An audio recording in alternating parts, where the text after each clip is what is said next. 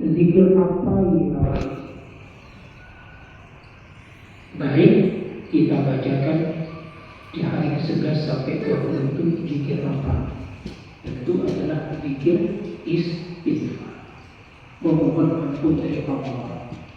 Tidak sekedar menunggu di rumah ibarat pansos ke kantor pos yang diberi, menunggu ada jatah beras itu di rumah nggak ada tempat. Mau kita belanja ke Alfamart yang tempat pun ada. Jadi sekalipun sudah jatah kita untuk diampuni Gusti Allah, ya kita membuat tempatnya adalah istighfar. Oleh karena itu banyak-banyaklah mempunyai istighfar. Pada hari ini sudah hari yang 14 dan seterusnya, banyak membaca istighfar kepada Allah.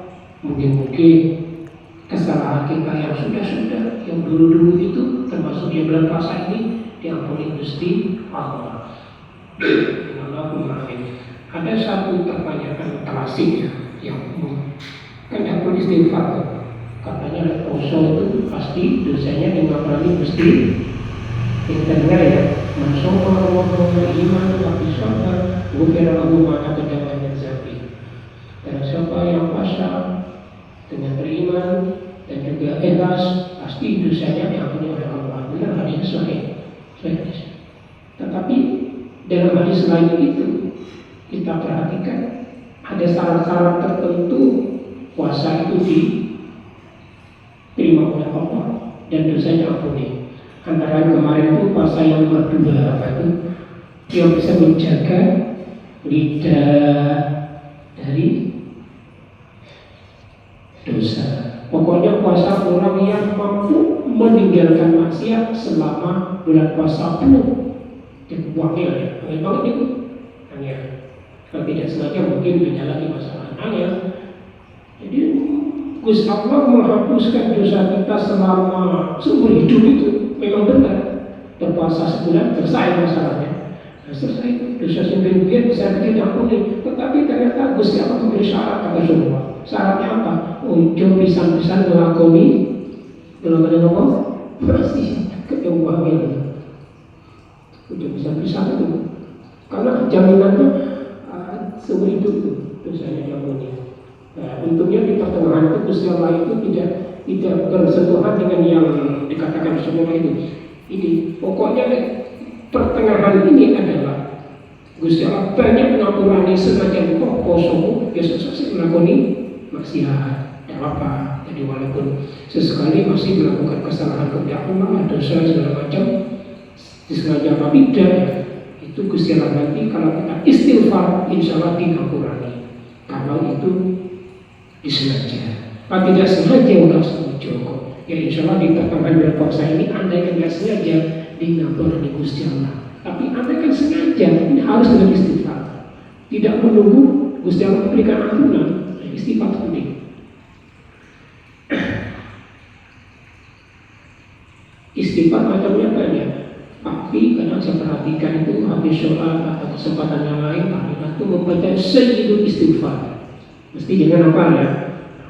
Itu bagus itu. Atau Pak Budi kalau habis sholat pikir itu membaca Allahumma innaka afuwwun karim tuhibbul afwa fa'fu anni. Nah itu bagus. Itu memang redaksi istighfar yang khusus di bulan puasa, terutama untuk 10 hari terakhir. Itu redaksi Pak Budi itu. Allahumma innaka afuwwun karim tuhibbul afwa fa'fu anna atau fa'fu anni, itu bagus. Nah istighfar yang umum itu yang sudah sering diperbanyak itu istighfar yang biasa. Astaghfirullahaladzim, astaghfirullahaladzim, astaghfirullahaladzim, astaghfirullahaladzim. Itu diperbanyak dalam berbagai kesempatan. Ya umpama ngantuk-ngantuk ini istighfar yang apa? Istighfar yang dilakukan itu biasa tidak ngantuk ya. Contohnya apa nih?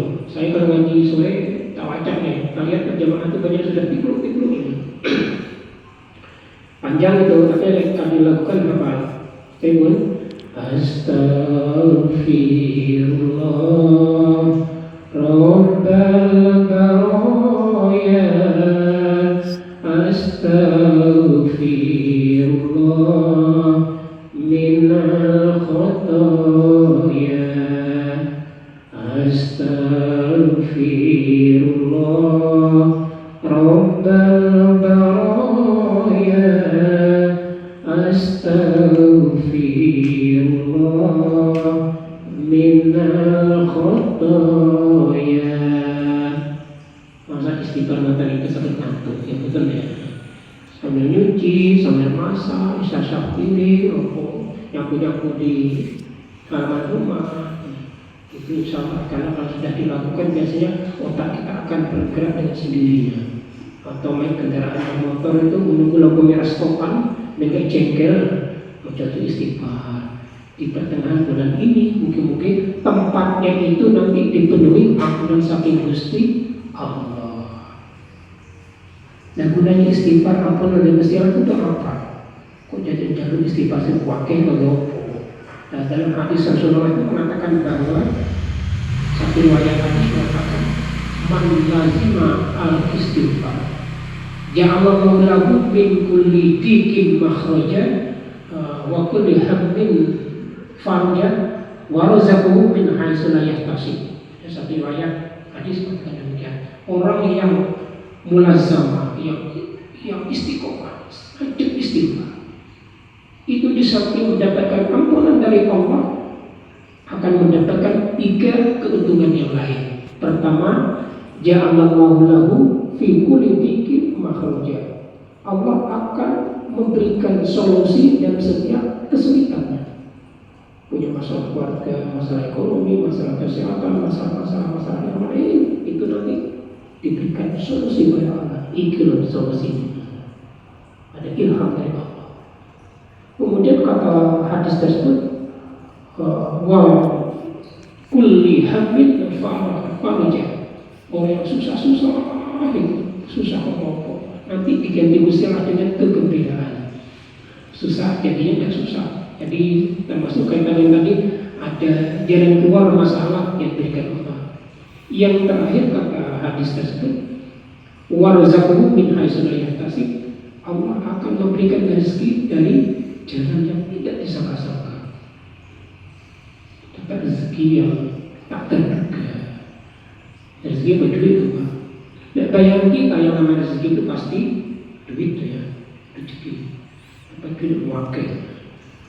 Sebetulnya rezeki itu banyak Pak. Anaknya mau wakal. Tunggu rokoknya sedang istighfar, tiba-tiba kayak menang antang kusuk rezeki ya, rezeki. Duit banyak, anak yang berding ini rezeki.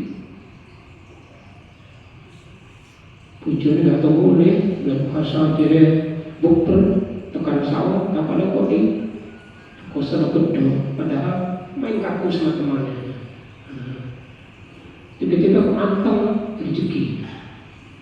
Ini usum memasukkan anak ke sekolah, anaknya biasa-biasa saja, sekolah tidak favorit, swasta misalnya, bangsa daftar teman tinggi, kok ketemu kodi BU, UNER, UGM, rezeki. Jadi rezeki itu tidak harus berupa uang.